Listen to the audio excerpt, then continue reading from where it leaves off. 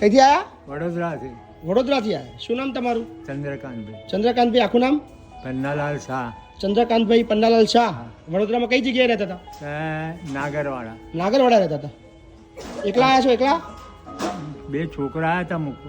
હવે મને કોઈ રાખતું નહીં. કોણ મૂકી કોણ ગયું તમને?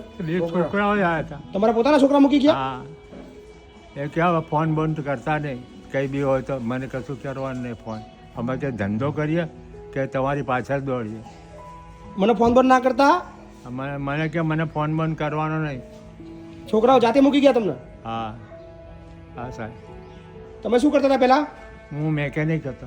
મેકેનિક હતા? Tractor mechanic. ટ્રેક્ટર મિકેનિકનું કામ કરતો હતો. 2 છોકરાઓ છે? 2 છે. 2 માંથી એકઈ પાલવા તૈયાર નહીં? અમારું મકાન છે એક પેલું આને શું કહે છે એપાર્ટમેન્ટમાં. હા. એ બહુ જૂનું થઈ ગયું હતું એટલે અમને ભાઈ બધાને કે ભાઈ ખાલી કરી દો, મકાન તોડીને નવેસરથી બનશે. તો 6 મહિનાથી તો મકાન હજી તૂટ્યું નહીં. હવે મારા પેલા મેં કહું પેલો કે મારે તે તમને નહીં ફાવે, પેલો કે મારે તે તમને નહીં, તમને કે આશ્રમ બાશ્રમમાં જતા રહો. એટલે મેં કહું હું કેવી રીતે જાઉં? તો કે અમે મૂકવા આવીશું. પછી એનું કંઈ એની પાસે એડ્રેસ હતું શું હતું ખબર નહીં. કે કાલે રિક્ષા મૂકી ગયા મને. તો કે તમારે ફોન બંધ કરવાનો નહીં અમને, તમે તમારું કામ કર્યા કરો. તમારે ચાલવામાં તકલીફ છે? હા ઘૂંટણ પેલું ફ્રેક્ચર થઈ ગયું હતું. ફ્રેક્ચર થયું છે એટલે આ લઈને ચાલજો. મેં વાત કરી હતી ફોનમાં. બરાબર. તો કે વાંધો નહીં તમે તમારે આવજો. કોઈ ચિંતા નહીં.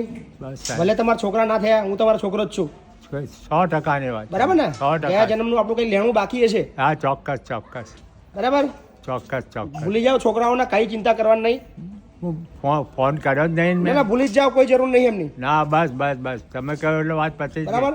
એ મને સામેથી કહેતો હવે ફોન બંધ તમારે કરતા જે જોઈએ મારજો માગી લેવાનું. ના, ના. દિવસમાં 2 વાર તમને મળવા આવીશ. ચોક્કસ ચોક્કસ. બરાબર. બે દાડે બી આવશો ને બસ થઈ ગયો. દિવસમાં 2 વાર મળવા આવીશ તમને. તમારે જે જોઈએ મને કહી દેવાનું કે આ જોઈએ એટલે હું લઈ આપીશ. ના ના કંઈ નહીં જોયું મારે કંઈ. બસ આ આટલું મળી ગયું ને રહેવાનું, બસ શાંતિ થઈ ગઈ. હવે રહેવાનું બીજું શું જોઈએ? જમવાનું જોઈએ મળે છે બધું, પછી આપણે શું જોઈએ? બરાબર છે. આપણે કોઈ ખોટી વસ્તુ જોઈએ નહીં. બસ બસ સરસ સરસ. કોઈ ચિંતા. બીજું તમારા ફેમિલી બીજું કોઈ નહીં? તમારા વાઈફ? વાઈફ તો ક્યારના 30 વર્ષ થયા ઓફ થઈ ગયા. 30 વર્ષ પહેલા. ત્યાં તો છોકરાઓ તમારી ભાભીએ મોટા કર્યા, નાના આના જેવા હતા એ મોટા કર્યા હતા. આજે એનું ખરાબ બોલે છે. સારું થયું મરી ગઈ. બોલો. અચ્છા એનું બી ખરાબ બોલે છે છોકરો? હો.